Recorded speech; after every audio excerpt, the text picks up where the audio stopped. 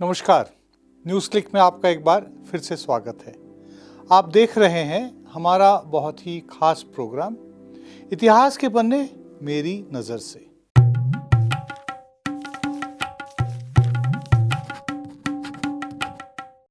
लगभग 52% भारतीयों की आयु 30 वर्ष से कम होने का अनुमान है। इसका मतलब है कि उनके पास 1992 यानी 30 वर्ष पहले घटी किसी भी घटना की कोई लिविंग मेमोरी नहीं है।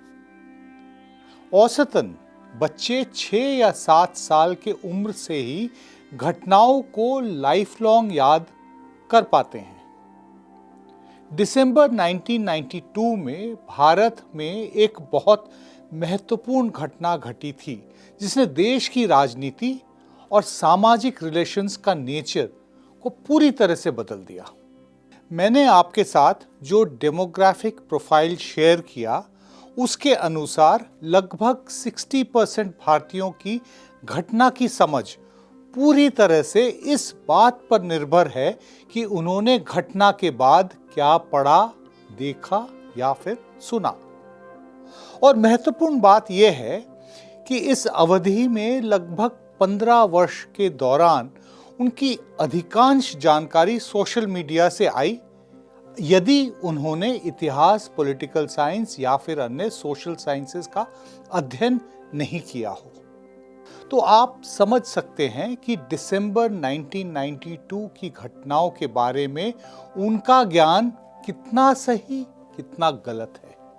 मैं आज अयोध्या में बाबरी मस्जिद के विध्वंस के बारे में बात करने जा रहा हूं, जिसे 30 साल पहले 6 दिसंबर 1992 को संघ परिवार द्वारा जुटाए गए काडर द्वारा ध्वस्त कर दिया गया था। इस एपिसोड में आगे बढ़ने से पहले हमारी ऑडियंस से एक अपील करना चाहता हूं मैं। आज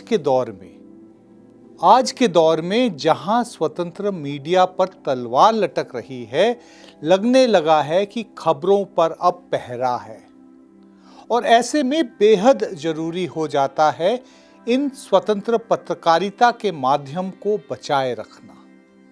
न्यूज़ क्लिक आपके लिए लाता है मजदूरों, किसानों, महिलाओं, युवाओं यानी जमीनी हकीकत से जुड़ी वे खबरें मुख्य धारा में जो जगह नहीं मिलती जिनको। हम न केवल राजनीति बल्कि विज्ञान, कृषि एवं तकनीक से जुड़ी खबरों को उन पहलुओं को भी उजागर करने की कोशिश करते हैं जिसकी बहुत कम चर्चा होती है। ऐसे में न्यूज़ क्लिक को आपके साथ और समर्थन की बहुत ज़रूरत है। हमारी बेबाक एवं स्वतंत्र पत्रकारिता को समर्थन दें। हमें सब्सक्राइब करें, नीचे दिए गए लिंक पर जाएं और हमें अपना समर्थन दें। ये लिंक हमारे वीडियो के डिस्क्रिप्शन बॉक्स में भी मौजूद है। खैर, अब वापस चलते हैं हमारे आज के एपिसोड की तरफ। जैसा कि हम सभी जानते हैं, बाबरी मस्जिद का इतिहास लगभग 5 सदी पुराना है और अगर हम अयोध्या में घटनाओं को जोड़ते हैं तो कहानी 6th सेंचुरी BC के आसपास शुरू होगी, जब से इस शहर में ह्यूमन सेटलमेंट के प्रमाण मिलते हैं। इसीलिए हम कहानी को विध्वंस के पहले की तात्कालिक घटनाओं तक ही सीमित रखेंगे। फिर हम 6 दिसंबर की घटनाओं की ओर बढ़ेंगे और अंत में हम इन घटनाओं के कॉन्सिक्वेंसेस के बारे में बात करेंगे। 1991 के लोकसभा चुनाव के बाद PV नरसिम्हा राव के नेतृत्व में केंद्र में सरकार का गठन हुआ था। वहीं उत्तर प्रदेश में बीजेपी को स्पष्ट बहुमत मिलने के बाद कल्याण सिंह मुख्यमंत्री जून 1991 में बने। उत्तर प्रदेश में बीजेपी सरकार राम मंदिर बनाने के लिए विश्व हिंदू परिषद की योजना को असिस्ट करने के लिए प्रतिबद्ध था। अक्टूबर 1991 के पहले सप्ताह में कल्याण सिंह की सरकार ने विवादित धर्मस्थल के सामने 2.77 एकड़ जमीन का अधिग्रहण किया था। केंद्र सरकार ने इस भूमि अधिग्रहण को वापस लेने के लिए कोई कदम नहीं उठाए। इससे पता चलता है कि नरसिम्हा राव सरकार को बाबरी मस्जिद के विध्वंस को रोकने में ज्यादा दिलचस्पी नहीं थी। ये भूमि कानूनी विवाद के अधीन नहीं था और भाजपा का इरादा था इस भूमि पर किसी प्रकार का निर्माण शुरू किया जाए और बाबरी मस्जिद पर सिविल केसेस अलग चलते रहें। यह रणनीति के दो फायदे थे। पहली बात, संघ परिवार के कार्यकर्ताओं को बाबरी मस्जिद के स्थान पर मंदिर निर्माण के सो कॉल्ड प्रगति का आभास कराया जा सकता है। दूसरी बात, भाजपा का मानना था कि एक बार किसी तरह का कोई भी निर्माण शुरू हो जाए तो कोई भी सरकार हो इसे बाद में रोक नहीं पाएगी। जल्द ही कल्याण सिंह सरकार ने विवादित बाबरी मस्जिद के आसपास की 42 एकड़ और जमीन का अधिग्रहण कर लिया और विश्व हिंदू परिषद द्वारा गठित एक ट्रस्ट को जमीन अलॉट कर दिया। मई 1992 में विश्व हिंदू परिषद ने उज्जैन में इससे जुड़े धर्मगुरुओं की एक बैठक आयोजित की। इसके समापन पर नेताओं ने 9 जुलाई से अयोध्या में कार सेवा फिर से शुरू करने की घोषणा की। नरसिम्हा राव सरकार ने इस कार्यक्रम पर कोई रोक नहीं लगाई। 9 जुलाई से विश्व हिंदू परिषद ने राज्य सरकार द्वारा अलॉटेड भूमि पर इमारतों को गिराना शुरू कर दिया। दिन रात काम चलता रहा और एक कंक्रीट का चबूतरा बनाया गया। हजारों कार सेवक अधिग्रहित भूमि पर बने बड़े बड़े टेंट में रुके हुए थे। जब अगस्त 2020 में प्रधानमंत्री नरेंद्र मोदी द्वारा किए गए भूमि पूजन के बाद मंदिर का निर्माण शुरू हुआ तो यह स्पष्ट हो गया कि इस तरह की सभी पिछली निर्माण गतिविधियां केवल ध्यान भटकाने वाली रणनीति थी। आखिरकार नरसिम्हा राव ने बाबरी मस्जिद राम मंदिर विवाद के शांतिपूर्ण समाधान के लिए बैठक बुलाई। विभिन्न पक्षों ने इसे अटेंड किया। विश्व हिंदू परिषद ने कार सेवा सस्पेंड की। संगठन के नेताओं ने यह भी महसूस किया कि ब्रेक फायदेमंद होगा, फिर से संगठित होने का अवसर मिलेगा। नरसिम्हा राव सरकार ने सोचा कि संघ परिवार ने मंदिर की योजना को टाल दिया है। इसने वार्ताओं को गंभीरता से पुश फॉरवर्ड नहीं किया। परिणाम स्वरूप विश्व हिंदू परिषद ने आंदोलन को पुनर्जीवित किया और कार सेवा के लिए एक नई तारीख की घोषणा की गई। इस बार 6 दिसंबर 1992 से। जैसे जैसे 6 दिसंबर नजदीक आया, अयोध्या शहर समुद्र जैसा दिखने लगा। भगवा, बैंडानाधारी और गुस्सैल दिखने वाले हिंदू युवा, वे मस्जिद के ढांचे को मिटाकर बदला लेने की इच्छा से प्रेरित थे।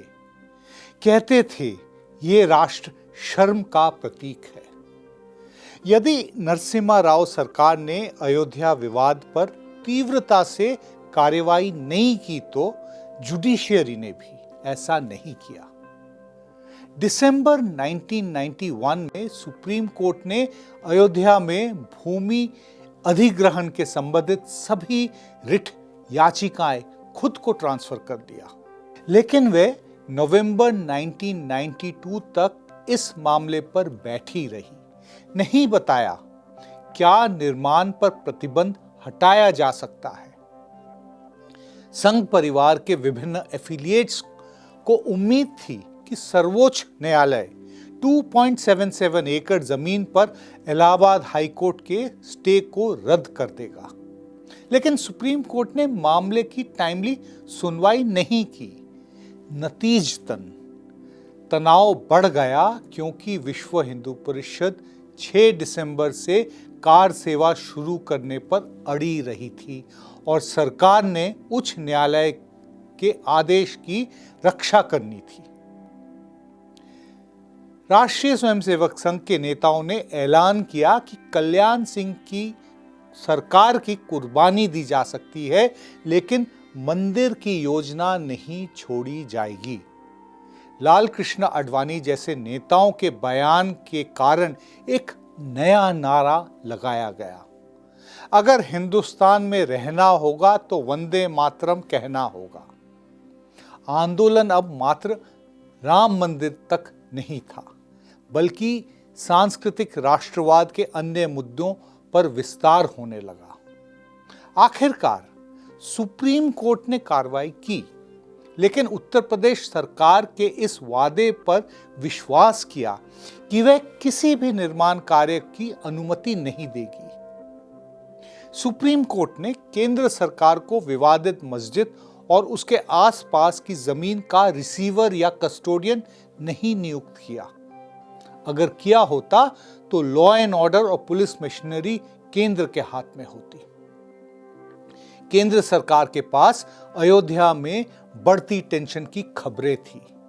रिपोर्ट आई कि संघ परिवार द्वारा मोबिलाइज्ड लोग बाबरी मस्जिद को गिराना चाहते हैं। केंद्र ने राज्य सरकार से अयोध्या में लोगों के प्रवेश को रेगुलेट करने के लिए कहा, लेकिन राज्य सरकार ने सुप्रीम कोर्ट को कहा कि इससे और खतरनाक स्थिति पैदा होगी। सर्वोच्च न्यायालय ने चिंता तो व्यक्त की, लेकिन कल्याण सिंह सरकार के वादों पर विश्वास करते हुए कोई आदेश पारित नहीं किया। नरसिम्हा राव ने भी बैठकों में किए गए वादों पर विश्वास किया।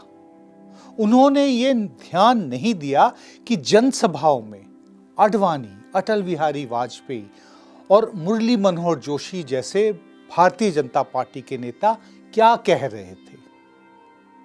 चंपत राय, जो अब श्री राम जन्मभूमि तीर्थ क्षेत्र ट्रस्ट के महासचिव हैं, जो अब राम मंदिर का निर्माण कर रहा है, तब विश्व हिंदू परिषद के स्थानीय नेता थे। 24 नवंबर को एक प्रेस कॉन्फ्रेंस में उन्होंने कहा, गुरिल्ला शैली अपनाएंगे कार सेवा में। इरादा साफ था, वही हुआ।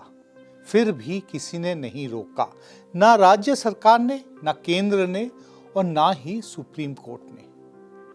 अयोध्या में नारे लग रहे थे लगातार, मिट्टी नहीं खिसकाएंगे, ढांचा तोड़ कर जाएंगे, जो रोके मंदिर निर्माण भेजो उसको पाकिस्तान, जिस हिंदू का खून ना खौले वो खून नहीं पानी है। बाबर बोले जय सिया राम, अकबर बोले जय सिया राम। बड़ी खुशी की बात है, पुलिस हमारे साथ है। फोटोग्राफर्स ने डेमोलिशन होते हुए उसके रिहर्सल्स की तस्वीरें ली। जस्टिस एमएस लिबरहान कमीशन के रिपोर्ट के अनुसार बाबरी मस्जिद पर हमला दोपहर 12 बजे के करीब शुरू हुआ, जब कुछ कारसेवक गुंबद पर चढ़ गए और संकेत दिया कि बाहरी घेरा भी तोड़ा जाए। ये वही क्षण है जब पास के एक भवन के छत पे उमा भारती, साध्वी रिदम्परा जैसे नेताओं ने नारा लगाया था, एक धक्का और दो, बाबरी मस्जिद तोड़ दो। मैं चाहूं तो लिबरहान कमीशन के कंक्लूजन्स पर घंटों बात कर सकता हूं। एक गुजारिश है आप सबसे, जब तक हमारा इतिहास है तब तक जो कुछ जहां भी मिलता है उसको पढ़ लीजिए। सरकारी वेबसाइट्स में ये लिबरहान कमीशन की रिपोर्ट है, उसको पढ़ लीजिएगा। शाम तक जैसे जैसे बाबरी मस्जिद के मलबे पर धूल जमने लगी, ये स्पष्ट हो गया कि अब भारत का एक नया इतिहास लिखा जाना है। अलग अलग जगहों से दंगों की खबरें आने लगी।